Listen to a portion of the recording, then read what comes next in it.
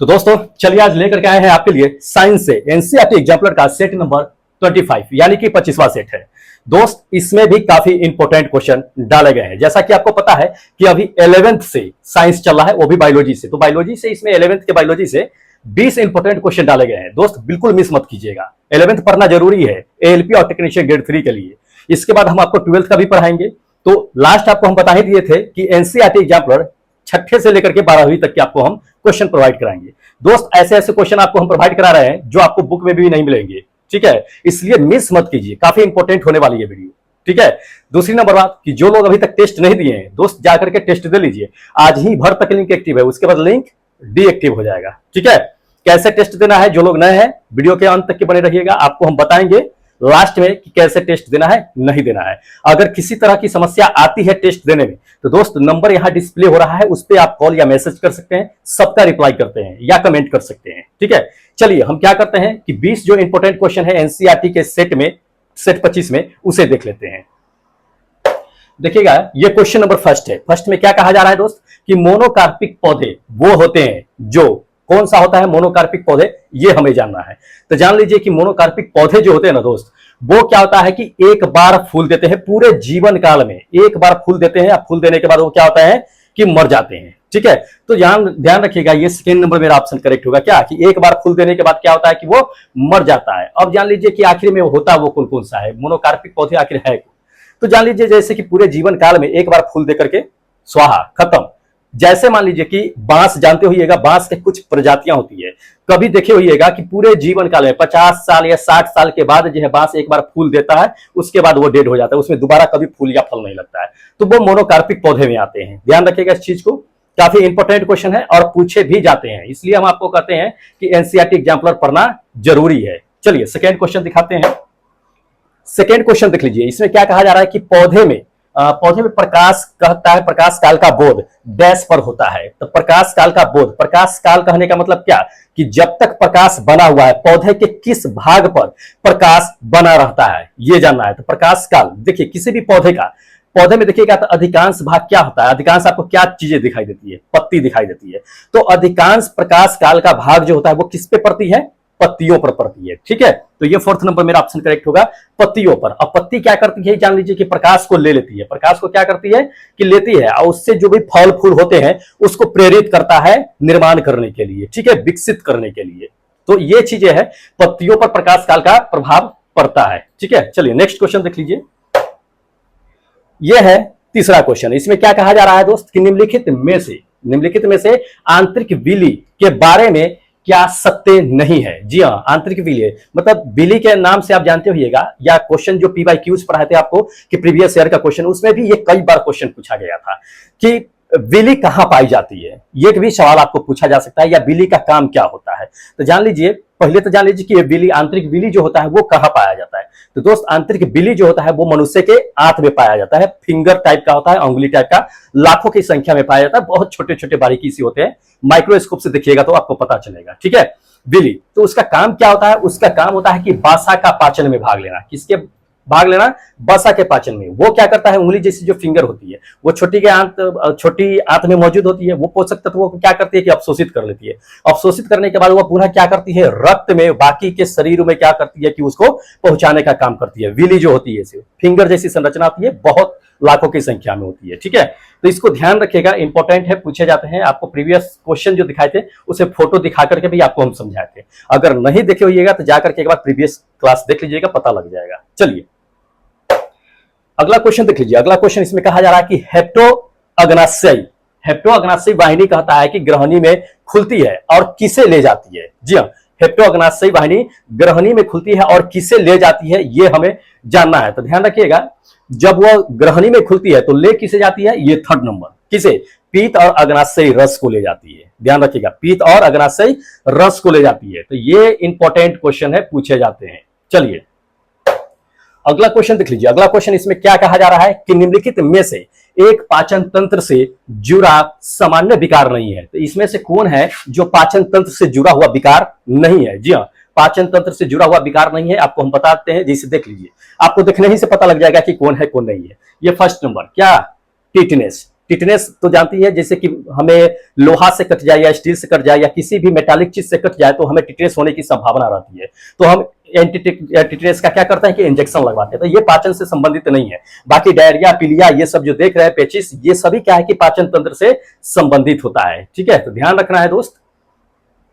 चलिए अगला क्वेश्चन देख लीजिए। अगला क्वेश्चन में क्या कहा जा रहा है कि आहार नली से संबंधित न होने वाली जो है ग्रंथि है। ठीक है, तो इसमें से कौन है जो आहार नली से संबंधित ग्रंथि नहीं है। ठीक है, तो ध्यान रखिए, इसमें से देख लीजिए आप ऑप्शन और खुद डिसाइड कीजिए कि आहार नली जो मुंह से शुरू होती है और अंत में गुर्दे तक के पहुंचती है, उसके बीच में आहार नली में कौन नहीं आता है। ठीक है, तो देखिए आहार नली से संबंधित कौन नहीं है, ये जान लीजिए। ये सेकेंड नंबर क्या, अधिब्रिक। ब्रिक जो होता है वो आहार नली से संबंधित नहीं होता है। आहार नली जो शुरू होती है उसके बीच में ये नहीं आता, ब्रिक साइड में होता है। ठीक है, तो इसको ध्यान में रखिएगा।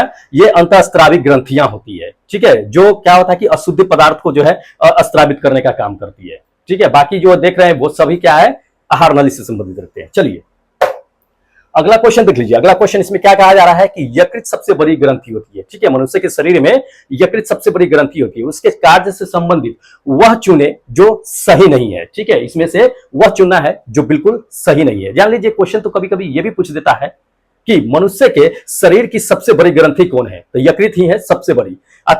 मान लीजिए कि आपको कह दे कि मनुष्य के शरीर में सबसे बड़ी जो है तंत्र कौन है, तो ये तंत्रिका तंत्र होता है या अपना जो है त्वचा होता है सबसे बड़ी, तो इसको ध्यान रखिए। लेकिन ग्रंथि की अगर बात करेगा तो यकृत ग्रंथि ही मानिएगा। ठीक है, अब देख लीजिए कि इससे संबंधित कार्य को हमें चुनना है जो सही नहीं है। जान लीजिए कि यकृत जो होता है ये फर्स्ट नंबर कार्बोहाइड्रेट का चयापचय जो है करता है। ठीक है, ये भी सही है। दूसरा नंबर देख लीजिए, दूसरा नंबर कह रहा है कि वासा का पाचन, ये भी करता है। तीसरा नंबर पीत का निर्माण, जी हाँ, यकृत से ही पीत का निर्माण होता है। कभी कभी ये सवाल पूछ देता है कि पीत कहां से निकल के कहां जाता है, तो पीत यकृत से निकल करके पित्ताशय में जाकर के जमा होता है। ध्यान रखिएगा, पूछा जाता है ये क्वेश्चन। कौन सा नहीं है इसका, ये जान लीजिए। ये फोर्थ नंबर नहीं होगा क्या, गैस्ट्रिन नामक हार्मोन का स्त्राव यकृत से नहीं होता है। ठीक है, तो इसको ध्यान में रखिएगा, इंपॉर्टेंट है। चलिए अगला क्वेश्चन देख लीजिए दोस्त। अगला क्वेश्चन इसमें क्या कहा जा रहा है, कहा जा रहा है कि निम्नलिखित में से सही कथन को चिन्हित करना है। सही स्टेटमेंट क्या है ये हमें उसमें पहचान लेना है। तो सही स्टेटमेंट जान लीजिए, हम आपको बता देते हैं, ये फर्स्ट नंबर ही होगा क्या, ट्रिप्टोजेन और एक एवं निष्क्रिय एंजाइम है। ट्रिप्टोजेन क्या है, ट्रिप्सिजेन है ना, ट्रिप्सिनोजेन क्या है कि एक निष्क्रिय एंजाइम है। अब समझ लीजिए इसके बारे में थोड़ा सा, बाकी जो है देख लीजिए। तो आपको हम बताते हैं कि ट्रिप्सोजेन आखिर पाया कहां जाता है। ठीक है, थोड़ा सा ये भी जान लीजिए। तो जान लीजिए कि ट्रिप्सोजेन जो पाया जाता है वो कहां पाया जाता है दोस्त, वो अग्नाशय में संग्रहित रहता है। अग्नाशय में एक तरह से स्टोरेज होता है। ठीक है, वो क्या काम करता है कि जब भी प्रोटीन का पाचन होता है तो आवश्यकता के अनुसार क्या होता है कि अग्नाशय उसको स्त्रावित करता है। लेकिन स्त्रावित किस रूप में करता है, निष्क्रिय रूप में करता है। क्यों करता है जान लीजिए, अगर सक्रिय रूप में उसको स्त्रावित करेगा तो उसमें जो मौजूद उत्तक होता है उसको काफी नुकसान पहुंचा सकता है। इसलिए निष्क्रिय रूप में क्या करता है, प्रोटीन को पचाने के लिए उसे स्त्रावित करता है। तो ध्यान रखिएगा, इंपॉर्टेंट क्वेश्चन है। चलिए नेक्स्ट क्वेश्चन आपको दिखाते हैं। अगला क्वेश्चन देख लीजिए। इसमें कहता है कि एक दुर्घटना में एक एक्सीडेंट होता है और एक व्यक्ति के क्या होता है कि सीने के गुहा में छेद हो जाता है एक्सीडेंट के दौरान। ठीक है, फेफड़ों में कोई नुकसान नहीं होता है, फेफड़ों में कोई नुकसान नहीं होता है। तो इसका प्रभाव क्या हो सकता है, इसमें हमें यह जानना है। एक्सीडेंट हुआ, फेफड़े के गुहा में होल हो गया, होल होने के बाद फेफड़े को कोई नुकसान नहीं हुआ, लेकिन क्या इफेक्ट बाद में पड़ सकता है ये हमें जानना है। तो जान लीजिए क्या इफेक्ट पड़ेगा आपको। सही और करेक्ट आंसर बताते हैं दोस्त कि ये फोर्थ नंबर, सांस लेना बंद हो सकता है। अब कैसे होगा ये भी जान लीजिए कि सांस लेना आखिर बंद कैसे हो सकता है। देखिए जब हम सांस लेते हैं ऐसे तो क्या होता है, दबाव कमता है। ठीक है, जब सांस छोड़ते हैं तो क्या होता है कि दबाव वक्ष गुहा का क्या होता है कि वृद्धि होता है। वक्ष गुहा क्या होता है, ये फेफड़े सीने का, तो उसका दबाव वृद्धि क्या होता है कि बढ़ जाता है। जैसे सीने में क्या होगा कि चोट लगेगा, होल होगा, तो हम लोग जो दबाव कमी, अब वृद्धि जो होता है सांस लेने और छोड़ने में, उसमें वो छेद होने के बाद जो है ये काम नहीं हो पाएगा। और जब नहीं हो पाएगा तो क्या होगा कि सांस लेने में तकलीफ होगी, यानी सांस लेना बंद हो सकता है। सपोज डेट मान लीजिए कि एक गुब्बारा है, फूला हुआ है गुब्बारा, एयर भरा हुआ है, उसको जब दबाइएगा तो क्या होगा कि एयर बाहर निकलेगा ना एयर, तो इसका क्या होगा कि प्रेशर बढ़ा, तो सांस छोड़े तो प्रेशर बढ़ता है। जब बैलून को छोड़िएगा तो ऑक्सीजन क्या होगा कि अंदर जाएगा, हवा अंदर जाएगा, तो क्या होगा ये फूल जाएगा, तो ये फूल जाता है। तो ये क्या होता है कि जब बैलून में जब यही छेद कर दीजिएगा बैलून में, तो क्या ये क्रिया होगा, संकुचन और फैलाव का क्रिया होगा? नहीं होगा। तब क्या होगा? हवा जो है अंदर आना जाना बंद हो जाएगा, यानी कि सांस लेना बंद हो जाएगा। ध्यान रखिएगा इस चीज को, इंपॉर्टेंट है ये। फोर्थ नंबर मेरा ऑप्शन क्या होगा कि बिल्कुल करेक्ट होगा। ठीक है, चलिए अगला क्वेश्चन दिखा देते हैं। अगला क्वेश्चन देख लीजिए। अगला क्वेश्चन क्या कहा जाता है कि यह ज्ञात है कि कार्बन मोनोऑक्साइड के संपर्क में आने वाले जानवर जो होते हैं उसके लिए काफी हानिकारक होता है। ठीक है, कोई भी जानवर कार्बन मोनोऑक्साइड के कांटेक्ट में आता है तो हानिकारक होता है। अब क्यों हानिकारक होता है ये भी जान लीजिए, कार्बन मोनोऑक्साइड। ठीक है, तो देखिए कार्बन मोनोऑक्साइड क्यों हानिकारक होता है, पहले तो ऑप्शन जान लेते हैं कि क्या होता है क्या नहीं होता, फिर आपको हम समझा देंगे। ऑप्शन जो होगा मेरा करेक्ट होगा ये सेकेंड नंबर, क्या कि ऑक्सीजन यानी O2 का परिवहन जो होता है वो कम हो जाता है। ठीक है, जब भी कोई जानवर क्या होगा कि कार्बन मोनोऑक्साइड के कांटेक्ट में आएगा तो ऑक्सीजन का परिवहन क्या होता है कि कम हो जाता है, इसलिए घातक होता है जानवरों के लिए। अब जान लीजिए कि आखिर ऑक्सीजन का परिवहन कैसे कम हो जाएगा जब कार्बन मोनोऑक्साइड के कांटेक्ट में आएगा। कार्बन मोनोऑक्साइड मतलब क्या? CO। कार्बन मोनोऑक्साइड मतलब CO। अब समझ लीजिए कि CO जैसा कि जान लीजिए कि थोड़ा जो है पॉइजनी टाइप का होता है, जहरीली गैस होता है। ठीक है, तो ये क्या होता है कि जब जानवर उसके कांटेक्ट में जाता है, जानवर उसके कांटेक्ट में जाता है तो जानवर जब श्वास लेता है तो कार्बन मोनोऑक्साइड क्या होता है कि उसके शरीर में जानवर के चले जाता है। जाने के बाद क्या होता है कि जानवर का ब्लड में जो हीमोग्लोबिन होता है वो क्या करता है कि कार्बन मोनोऑक्साइड से अभिक्रिया कर लेता है। अभिक्रिया करने के बाद कार्बो ऑक्सी हीमोग्लोबिन बना देता है, कार्बो ऑक्सी हीमोग्लोबिन बना देता है, जिसकी वजह से क्या होता है कि पशु या जानवर के शरीर में ऑक्सीजन की कमी हो जाता है ब्लड में, तो उसमें ऑक्सीजन की कमी हो जाता है तो सांस लेने में तकलीफ होने लगती है, सांस घुटने लगती है। तो ऑक्सीजन की वजह से क्या होता है कि ऑक्सीजन कमी हो जाती है, इसलिए ये मेरा करेक्ट आंसर था। ठीक है, ध्यान रखिएगा, इंपॉर्टेंट है। चलिए नेक्स्ट क्वेश्चन दिखाते हैं। अगला क्वेश्चन देख लीजिए। अगला क्वेश्चन क्या कहा जा रहा है कि मनुष्य में सामान्य श्वास लेने में शामिल जो है मांसपेशिया का सही जोड़ा बताना है कि कौन है। जो मनुष्य सांस लेता है तो सांस जैसे सांस नाक से लेते हैं ना, तो शुरू से लेकर के कहां तक की श्वास नली होती है उसमें सही हमें चुनना है कि कौन सा जोड़ा सही है। ठीक है, तो ध्यान रखिएगा, आपको हम सही जोड़ा बता देते हैं, बाकी ऑप्शन आप देख लीजिए। आपको करेक्ट आंसर बताते हैं दोस्त क्या होगा। ये फोर्थ नंबर होगा, क्या? डायफ्राम और इंटरकास्ट मांसपेशियां होगा। डायफ्राम और इंटरकोस्टल मांसपेशिया होगा। अब इसके बारे में समझ लीजिए थोड़ा सा, डायफ्राम क्या करता है, इंटरकोस्ट मांसपेशिया क्या करता है।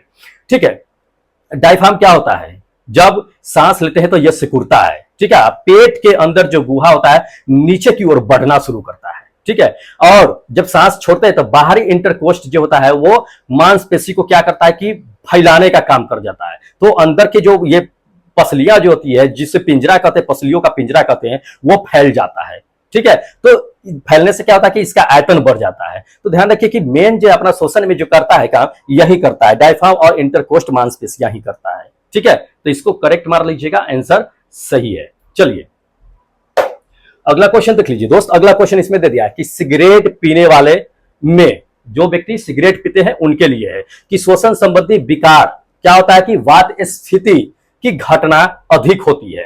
ठीक है, ऐसे मामलों में, किस मामलों में होती है वात स्फीति की घटना सबसे अधिक, किस मामले में होती है ये जान लीजिए। ठीक है, आपको हम बता देते हैं कि करेक्ट आंसर क्या होगा, ये सेकेंड नंबर होगा, क्या कि एल्वियोलर में दीवारें क्या होती है कि क्षतिग्रस्त हो जाती है। अब ये एल्वियोलर जो है कि दीवारें क्षतिग्रस्त कैसे होती है, जब कोई सिगरेट पीता है तो उसमें ये दीवारें कैसे क्षतिग्रस्त होती है, थोड़ा सा समझ लीजिए, हम बताते हैं आपको।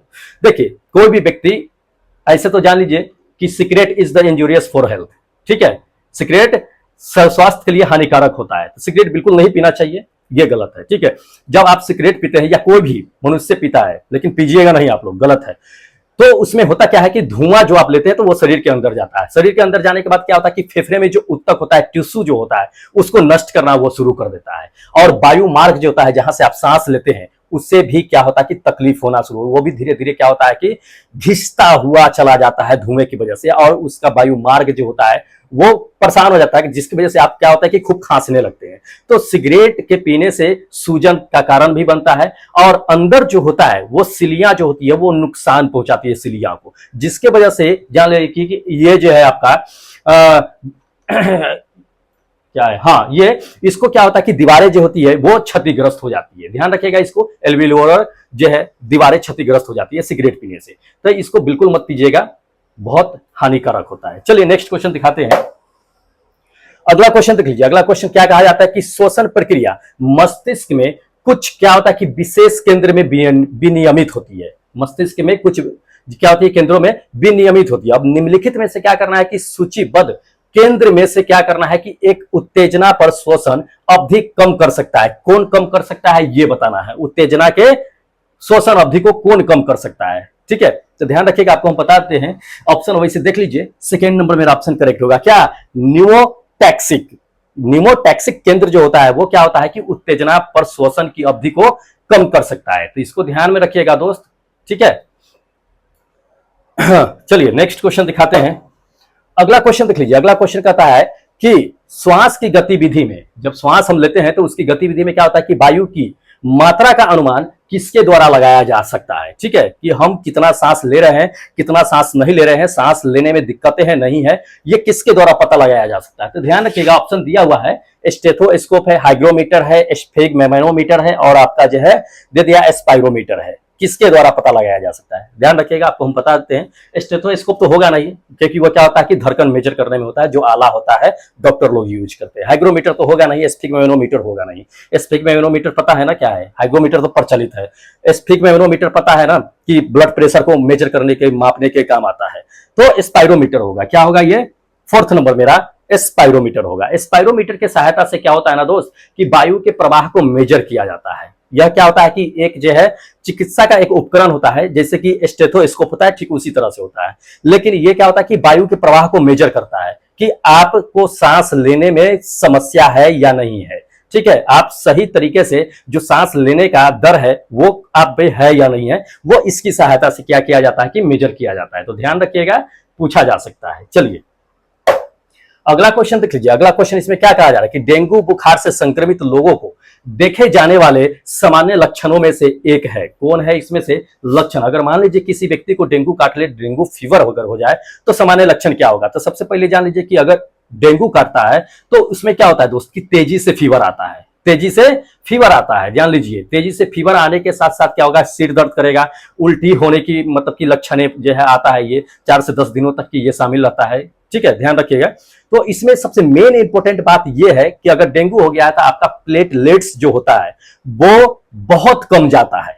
जान लीजिए, प्लेटलेट्स जो होता है वो बहुत कम जाता है। तो ये क्या होगा कि ये थर्ड नंबर मेरा ऑप्शन करेक्ट होगा। ये डेंगू में ये बहुत मायने रखता है, ठीक है। प्लेटलेट्स अगर हो कभी फीवर इस तरह से तो जरूर प्लेटलेट्स जो है चेकअप करवाना चाहिए लोगों को, ठीक है। चलिए अगला क्वेश्चन देख लीजिए। अगला क्वेश्चन क्या कहा जा रहा है कि प्रत्येक हृदय चक्र के दौरान निम्नलिखित में से कौन सा सही है। इसमें से हृदय चक्र कह रहा है, ठीक है। तो ध्यान रखिएगा, कार्डिक साइकिल होता है, ये हृदय चक्र होता है। तो देखिए हृदय चक्र में क्या होता है, इसमें से सही हमको चुनना है कि क्या है क्या नहीं। तो इसमें दे दिया है कि देखिए फर्स्ट में क्या दे दिया है कि राइट एंड लेफ्ट, RT मतलब राइट एंड लेफ्ट है, दायां और बायां। निलय पंप में क्या होता है कि किए गए ब्लड की मात्रा जो होती है ना वो बिल्कुल समान होती है। क्या होती है, समान होती है। ध्यान रखिएगा, ये फर्स्ट नंबर ही मेरा ऑप्शन क्या होगा कि करेक्ट होगा। राइट और लेफ्ट द्वारा पंप किए गए रक्त की मात्रा निलय में समान होती है। अलिंद में मत जाइएगा, निलय में जाइएगा, ठीक है। तो ध्यान रखिएगा, इंपॉर्टेंट है। चलिए नेक्स्ट क्वेश्चन दिखाते हैं। अगला क्वेश्चन देख लीजिए। अगला क्वेश्चन इसमें दे दिया है कि निम्नलिखित में से क्या करना है कि उस पदार्थ के जोड़ों को सही चिन्हित करना है जो रक्त के जमाव के लिए आवश्यक होता है। जी हाँ, वैसे तो हम लोग जानते हैं कि ब्लड क्लॉटिंग के लिए क्या होता है, थ्रोम्बोसाइट होता है और विटामिन के होता है या खनिज के होता है, जो क्या होता है कि अधिक मात्रा होने पर क्या होता है कि ब्लड का क्लॉटिंग करता है, जमाव करता है। लेकिन उसके अलावा भी जान लीजिए कि इसमें है, तो सभी को याद रखिएगा। जरूरी नहीं कि आपको हर जगह विटामिन के दे दे या थ्रोम्बोसाइट दे देगा, ठीक है, ब्लड क्लोटिंग के लिए, ब्लड जमाव के लिए। तो ध्यान रखिए, आपको बताते हैं कि ये सेकंड नंबर मेरा ऑप्शन करेक्ट होगा। क्या, कैल्शियम आयन और प्लेटलेट कारक।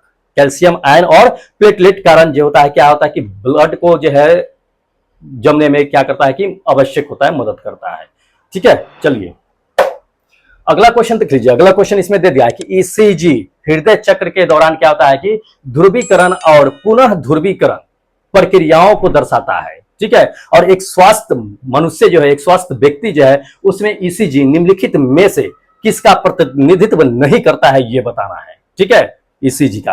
तो ध्यान रखिए किसका प्रतिनिधित्व नहीं करता है, हम आपको सही और करेक्ट आंसर बता देते हैं। वैसे देख लीजिए एक बार, तो किसका प्रतिनिधित्व नहीं करता है ईसीजी एक स्वस्थ मनुष्य में, तो ये ध्यान रखिएगा, ये सेकेंड नंबर। क्या, अटरिया का पुनः ध्रुवीकरण नहीं होता है, रिपोलाइजेशन ऑफ द अटरिया नहीं होता है। ध्यान रखिएगा, ये सेकेंड नंबर मेरा ऑप्शन क्या होगा कि बिल्कुल करेक्ट होगा, ठीक है।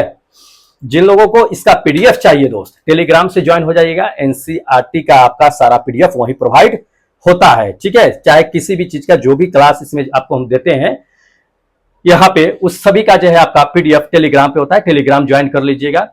बता देते हैं ये क्वेश्चन खत्म करने के बाद, ठीक है। देख लीजिए अगला क्वेश्चन।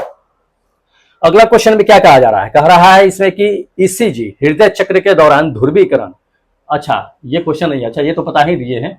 हाँ ये क्वेश्चन है, कहा जा रहा है कि निम्नलिखित में से किस प्रकार की कोशिकाओं में मनुष्य के केंद्र का अभाव होता है, ठीक है। किस प्रकार के कोशिका, मनुष्य में जो कोशिका होती है, मतलब मनुष्य में इसमें से कौन मौजूद होता है जिसमें जिसके कोशिका में केंद्रक का अभाव होता है, ये कहा जा रहा है। ध्यान लीजिए, तो इसमें ऐसे दो हैं जो मनुष्य के केंद्र का अभाव होता है, ठीक है। दो ऐसे हैं जिसके सेल्स में केंद्रक नहीं पाया जाता है, न्यूक्लियस नहीं पाया जाता है। ध्यान रखिएगा, आपको बताते हैं कि कौन कौन है।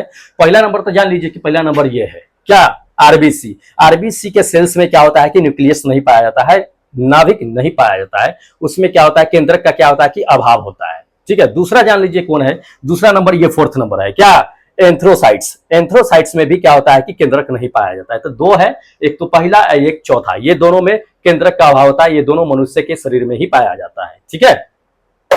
ये है अपना लास्ट क्वेश्चन, 20वां क्वेश्चन, ठीक है।